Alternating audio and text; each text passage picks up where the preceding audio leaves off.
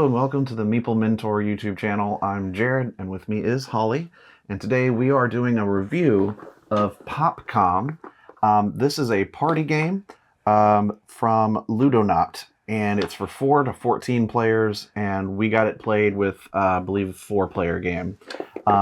Essentially, this is one of those games, kind of like Just One, where the points don't really matter as long as you're having fun. And in fact, there's even a point in the rule book where it says, this is what triggers the end of the game. But if you're all still having fun, feel free to keep going. And truly, that's kind of that's all this is just a fun way to like spend time and like see how creative everybody gets and also making everybody laugh. Yeah. So what's the theme here? So essentially the whole game is a bunch of these cards, and players take turns being the creative director or CD of a given company, some marketing firm, and the rest of the people at the table are going to be marketing executives trying to come up with on the spot, names or recommendations or sounds or voiceovers, signs, like all kinds of different odd ways to market some idea or product that are on these cards. And it gets pretty zany and weird and really funny. And that's just the kind of game it is. And so sometimes the funnier it is, or the more clever it is, that's who the CD would choose, right? And that's kind of also knowing your audience, like whoever you think, or if somebody would pick something like in a specific way, then you would probably tailor your answer as best you can to make them pick yours. If you have the time. Sure, because it is a timed deal. And so essentially once one player has given or said they're done with their answer, then they put a timer out for everyone else. 20 seconds. Yeah, I think it was just like 20 seconds for everyone else to finish their answer if they can. And I say if because some of these you may take a while to actually come up with any ideas, if at all. There were 1 or 2 occasions where some of us struggled to come up with an answer and they had to pass out of that round. You can use your given coffee break card to basically opt out of a challenge or opt out of a particular card to play, because you may not want to participate. Like one of our friends did not want to interact in the one where you had to give your best like zombie impression.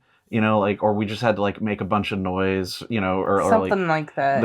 Like car engine noises and stuff like that. And she's like, nah, I'm going to play my coffee break card. I'm not going to do that. So there are a lot of different ways that you can interact in this game. And in that respect, it reminded me of, what was the name of that? Cranium. If you remember Cranium from the 90s, where... Oh, I always wanted to play that. There's some of it's trivia, some of it's like acting, some of it's singing and like making stuff with, I feel like it was Play-Doh or something. But that's the kind of experience with this. There's also Partini. Yeah. So it is definitely a really kind of funny party game. And it's also pretty clean. It's not like a Cards Against Humanity kind of situation. But it could be, depending on the people that you play with. And all right, so there are some examples of we wrote down and kept some of our answers on some of the stuff. Like I remember one of the questions was you have to quickly come up with a new sign design for like a street sign for letting people know or letting drivers know that there are cops nearby. And so there's a pad of paper, and I always just grab some extra paper, hand it out to everybody. Everyone has a pen or a pencil, and you just start drawing. And we all had various variations, but this was essentially my drawing. It had like the caution sign with a bush that says danger and then a little cop standing out behind it. It's silliness. There was another one that was, we had to come up with a name for a new vacuum cleaner. Yeah. Paraphrasing and shortening. They're little lengthy prompts, a little. Yeah. But we had Succulator 3000. let's see. So let's. Oh yeah, Danger, Hidden Policeman. That was the one. That was the one. Yes, that Yeah. was the one. Here's this one. That's the one. This one, an awesome brief. We need to quickly come up with a name for this product. The Vac 3000 brand is launching a new super powerful vacuum cleaner with ventral pumps and retro-sensitive valves. And that's all you get.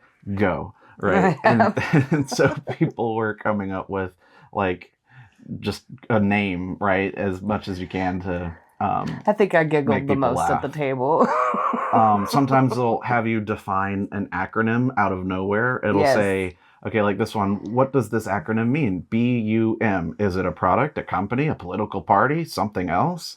And whoever, like you come up with your idea, and then you say when you're ready, you can either write it down or just say you've got it. You've got one. And then you go around in clockwise order giving your answer, and basically the creative director, whoever that is that turn, gets to choose which they like best.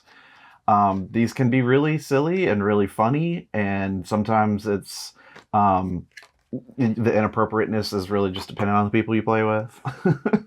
But it's always hilarious. Let's see. We need a name for the hero of this movie. Short extract. The door was still ajar. Robert gently pushed it open and introduced himself. It's the plumber. Nadine was lying there naked, sprawled out on the couch. Come over here, she whispered. What is the name of the hero of that movie? I don't even know where to begin. But play at home and comment in the video below, and we'll pick our favorite answer.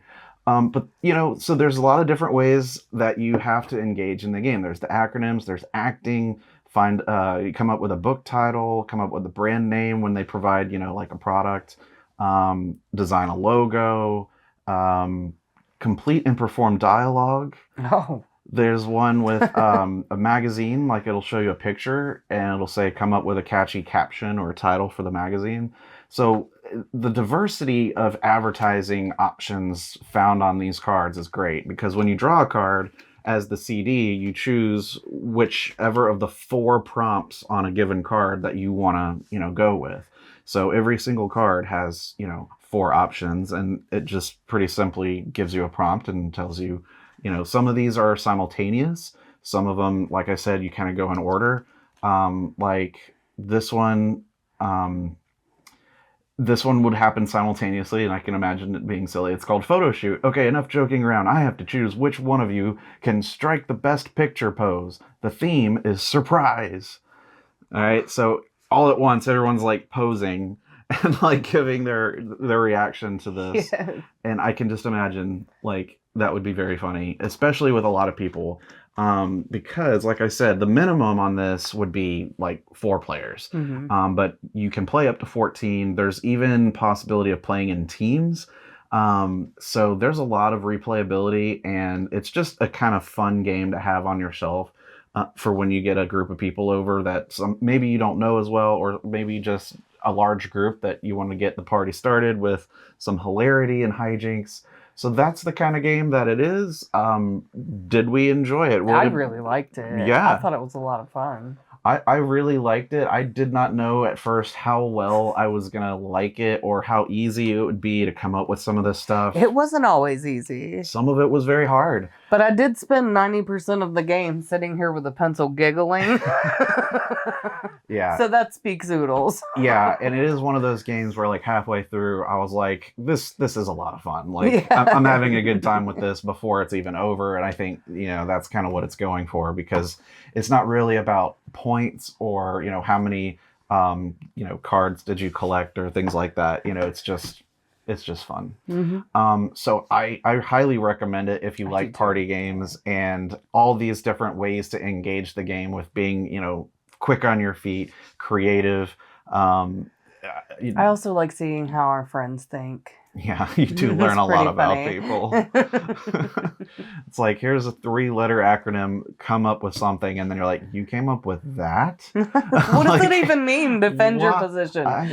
Okay, so it is it's a lot of fun, and there's not a lot of time commitment for this one. I mean, it's like 15-20 minutes or so, yeah, and then you're done. But like you said, if you just enjoy playing it, you just can keep going until you get bored. But I recommend it. So that is Popcom, and the tagline it says "Just play it." I mean, that's pretty much all you need to know. Yeah. Ages 13 and up. Sure, why not? So that's it. Popcom. It's fun. You can play it. It's good. I agree. Thanks for watching. Do you have any other comments or? No, just the hilarity. It was a good time. It was a good time. If you want a good time and don't have to like think too hard, but just like watch other players, other people like try to come up with it stuff. doesn't necessarily have to be a party game. You can play with 4 players, Yeah. I mean, we did it at 4 and it was awesome. So, that's it. Thanks for tuning into the Meeple Mentor channel on this review, and stay tuned and subscribed to watch more content on the channel, including our tutorial videos, news, and more content that comes out. And also check out the book that I wrote, and I'll put a link in the description, which is the world's first board game dictionary, over 800 terms and jargon just defined for you, so you can learn more about how to communicate with board gamers and things. So, all right, try it, check it out. I've been Jared. I'm Holly. We'll see you next time. Bye-bye.